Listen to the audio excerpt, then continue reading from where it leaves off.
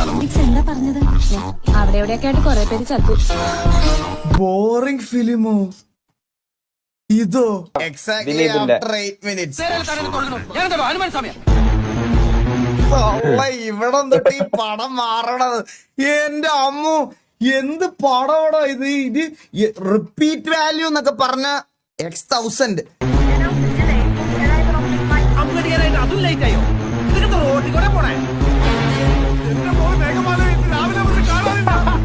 തെലുങ്കില് കപ്പണ്ടി തന്നെ എനിക്കറിയാമല്ലോ.